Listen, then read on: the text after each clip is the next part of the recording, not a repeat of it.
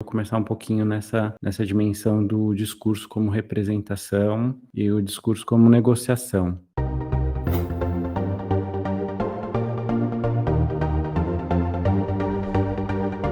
Dentro da análise do discurso, começa a se pensar que o sentido de uma oração, ou de uma palavra mesmo, de uma frase, ou de um discurso, quando a gente pensa o discurso como algo um pouco mais complexo, né?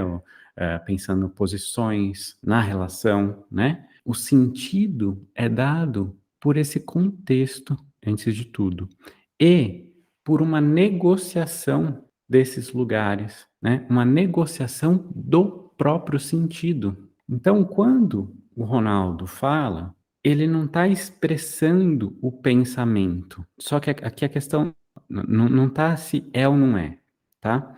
Tem um pensamento e que o Ronaldo quer colocar. Mas o que faz o Ronaldo fazer uma glosa, por exemplo, que é isso que eu estou fazendo. Que, por exemplo, é isso que eu estou fazendo. É negociar o sentido do que eu estou falando com vocês. Não é o que importa para decidir por que eu faço uma glosa ou não, não é o quanto que o meu pensamento corresponde. O fato mesmo de o meu pensamento corresponder ou não ao que eu falei já é uma negociação comigo mesmo sobre o sentido do que eu estou dizendo.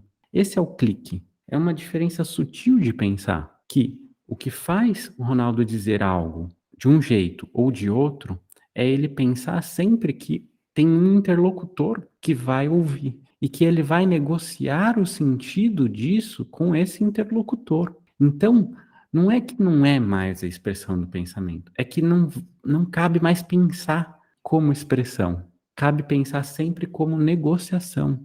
Então, sempre que alguém está te falando algo no consultório, está falando para você na condição de analista. Ninguém está expressando os sentimentos, mas está negociando com o analista o sentido daquilo. Se é numa mesa de bar, esse contexto, ele de partida, ele já dá um quadro para o sentido do que vai ser dito. Então, a pessoa, se ela quiser falar dos sentimentos dela, ela vai ter que negociar o porquê que ela vai falar naquele contexto para aquela pessoa, entende? Então, sempre é negociação. Então, a ideia sair desse modo de pensar. O que eu falo é expressão, então eu me expressei mal, né? Quando a gente está ouvindo desse modo, como eu estou dizendo aqui, a pessoa diz eu me expressei mal, eu já penso, ela está negociando o sentido comigo, entende?